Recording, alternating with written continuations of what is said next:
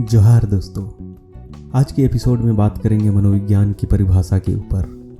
आखिर मनोविज्ञान की परिभाषा है क्या? कभी इसे आत्मा का विज्ञान, कभी मन का विज्ञान, तो कभी इसे व्यवहार का विज्ञान कहा गया।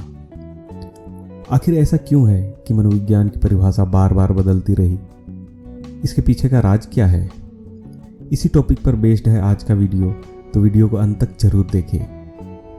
मनोविज्ञान अंग्रेजी के साइकोलॉजी शब्द का हिंदी रूपांतर है। साइकोलॉजी दो ग्रीक वर्ड्स साइके तथा लोगस के मेल से बना है। जहां साइके का अर्थ आत्मा, तो वहीं लोगस का अर्थ विवेचना करना या जानना होता है। तो इस शाब्दिक अर्थ के अनुसार मनोविज्ञान को आत्मा का अध्ययन करने वाला विषय माना गया। प्राचीन काल में मनोविज्ञान को दर्शन शास्त्र का ही एक अंग माना जाता था, और उन दिनों के महान दार्शनिकों जैसे प्लेटो तथा अरस्तु ने भी मनोविज्ञान को आत्मा का अध्ययन करने वाला विषय ही माना। लेकिन यह परिभाषा पूरी तरह से वैज्ञानिक नहीं थी, क्योंकि आत्मा का कोई निश्चित आकार और स्वरूप स्पष्ट नहीं किया जा सकता, तो ऐसे में इसका वैज्ञानिक तरीके से अध्ययन नहीं किया जा सकता। हालांकि इस विषय पर प्राचीन काल से ही दार्शनिकों के बीच काफी मतभेद रहा है। कुछ लोग आत्मा को अंगूठे के आकार का बताते हैं, तो कुछ लोग इसे संपूर्ण ब्रह्मांड जैसा विशाल। फाइनली ये पाया गया कि आत्मा एक दार्शनिक शब्द है जिसका वैज्ञानिक रीति से अध्ययन संभव नहीं है। अतः वैज्ञानिक दृष्टिकोण से इस परिभाषा को स्वीकार नहीं किया जा सकता। इसके बाद आत्मा शब्द के स्थान पर मन यानी माइंड शब्द का यूज किया गया, और तब इसकी परिभाषा दी गई कि मनोविज्ञान मन का विज्ञान है। लेकिन मनोविज्ञान की यह परिभाषा भी त्रुटिपूर्ण रही, क्योंकि आत्मा की तरह मन भी एक अस्पष्ट और व्यक्तिगत धारणा है। मनोविज्ञान की ये परिभाषाएं उस जमाने में दी गई थी जब मनोविज्ञान को काल्पनिक दर्शन का एक अंग माना जाता था, और इसे फायर साइड साइकोलॉजी की संज्ञा दी जाती थी।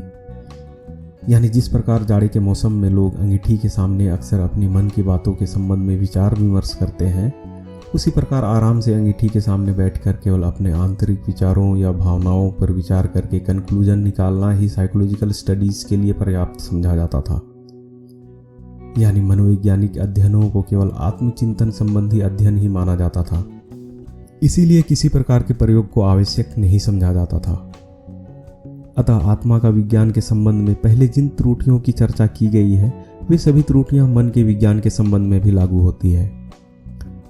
तो इस तरह से इस परिभाषा को भी लोगों ने नकार दिया। लेकिन जब 1879 में विलियम वुंट ने जर्मनी के लिप्जिग यूनिवर्सिटी में पहली साइकोलॉजिकल लेबोरेटरी की स्थापना की, तो मनोविज्ञान में प्रयोग द्वारा ज्ञान वृद्धि की संभावना बढ़ी। इसके परिणाम स्वरूप मनोविज्ञान का दार्शनिक रूप धीरे धीरे वैज्ञानिक रूप में परिणत होने लगा, और विलियम वुंट ने मनोविज्ञान की नई परिभाषा दी और कहा कि मनोविज्ञान चेतना या चेतन अनुभूति के अध्ययन का विज्ञान है।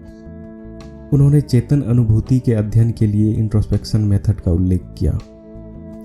उनके शिष्य एडवर्ड टीचनर इस परिभाषा के प्रमुख समर्थक थे, परंतु इस परिभाषा को भी वैज्ञानिक अध्ययन के लिए स्वीकार्य नहीं माना गया, क्योंकि यह वैज्ञानिक ढंग से ऑब्जर्वेबल नहीं था। फिर भी विलियम वुंट को प्रयोगात्मक मनोविज्ञान का जनक माना जाता है, क्योंकि उन्होंने पहली साइकोलॉजिकल लेबोरेटरी की स्थापना की और मनोविज्ञान को दर्शन शास्त्र के चंगुल से मुक्त कराया।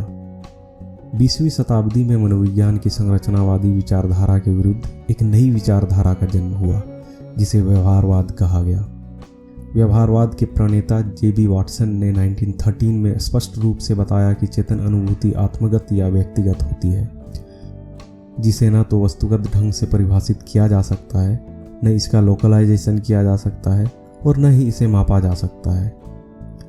इस तरह से वाटसन ने व्यवहार को मनोविज्ञान का विषय वस्तु माना और इसे व्यवहार का विज्ञान कहकर पुकारा, तथा इसके अध्ययन के लिए बाह्य निरीक्षण विधि प्रस्तावित की। इस तरह से हम देखते हैं कि समय के बीतने के साथ साथ मनोविज्ञान की परिभाषा में क्रमशः सुधार होता गया, जिससे यह फायर साइड साइकोलॉजी से धीरे धीरे स्वतंत्र विज्ञान के रूप में परिणत हुआ। लेकिन अब भी मनोविज्ञान का वास्तविक रूप स्पष्ट नहीं हो सका था, क्योंकि मनोविज्ञान के अंतर्गत केवल व्यवहार का ही अध्ययन नहीं किया जाता, बल्कि अनुभूतियों का भी अध्ययन किया जाता है। सही अर्थ में व्यवहार और अनुभूति दोनों में से किसी एक को अलग नहीं किया जा सकता। मनोविज्ञान की संरचनावादी एवं व्यवहारवादी परिभाषाओं के गुणों तथा दोषों को देखते हुए पता चलता है कि मानव स्वभाव की सही जानकारी न तो केवल अनुभूति के अध्ययन से संभव है और न केवल व्यवहार के अध्ययन से ही संभव हो सकता है। इसीलिए आधुनिक मनोवैज्ञानिकों ने अनुभूति तथा व्यवहार दोनों को मनोविज्ञान का विषय वस्तु माना और कहा है कि मनोविज्ञान व्यवहार एवं मानसिक प्रक्रियाओं का वैज्ञानिक अध्ययन करता है। हो सकता है आने वाले समय में इस पर नए नए स्टडीज हों और कुछ नया डेफिनेशन देखने को मिले। तब तक के लिए इतना ही। तो दोस्तों, आपको ये वीडियो कैसा लगा कमेंट में ज़रूर लिखें और चैनल को सब्सक्राइब करना ना भूलें। जोहार।